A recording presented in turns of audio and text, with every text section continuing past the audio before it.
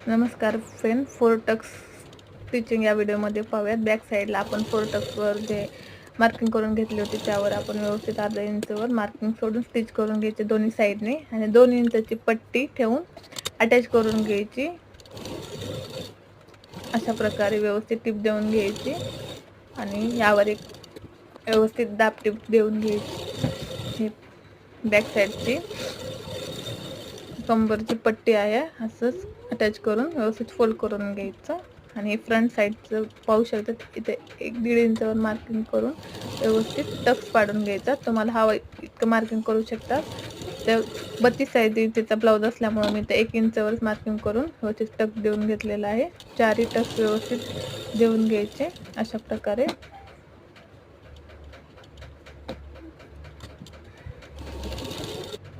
Part 1 मध्ये आपण cutting पाहिलेली आहे. हा पार्ट 2 व्हिडिओ आहे स्टिचिंगचा. आणि क्रॉस पट्टी व्यवस्थित जॉईंट करून घ्यायची. पाहू शकता अशा पद्धतीने व्यवस्थित जॉईंट करून झाल्यानंतर दुसरा पार्ट व्यवस्थित अटॅच करून घ्यायचा. हा सिंपल ब्लाऊज असल्यामुळे याला अस्तर अटॅच नसल्यामुळे आपण याच ब्लाऊजचा दुसरा पण पार्ट अटॅच करून घेतलेला आहे. अशा पद्धतीने अटॅच झाल्यानंतर शोल्डरला व्यवस्थित दोन्ही साईडने स्टिच करून घ्यायचे, जेणेकरून शोल्डर आपलं व्यवस्थित स्टिच होईल. अशा प्रकारे फिनिशिंग हे डबल टिप देऊन घ्यायची आणि स्लीव अटॅच करायची. पाहू शकतात अशा प्रकारे स्लीव अटॅच करायची. कटिंग व्यवस्थित झाली ना आपल्याला कुठे कमी जास्त कपडा होत नाही. अशा प्रकारे तुम्ही पाहू शकता स्लीव अटॅच केली आहे.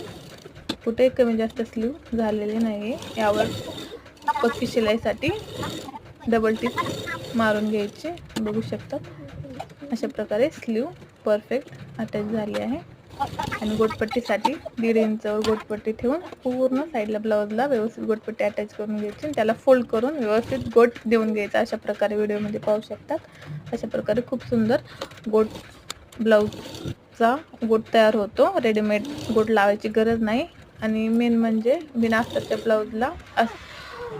ब्लाऊजच्याच कपड्याचा गोट केल्यास छान दिसतो. अशा प्रकारे गोट पाइपिंग बनवून घ्यायची आणि फिटिंगसाठी व्यवस्थित मार्किंग करून घ्यायचं.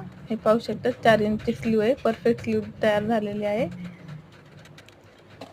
हे आपल्याला व्यवस्थित फिनिशिंग आपल्याला द्यायची त्याकरिता वरच्या बाजूने सुलट्या साईडने ब्लाऊज ठेवायचा आणि व्यवस्थित टिप मारून घ्यायची, जेणेकरून आतून शिलाई व्यवस्थित दिसेल.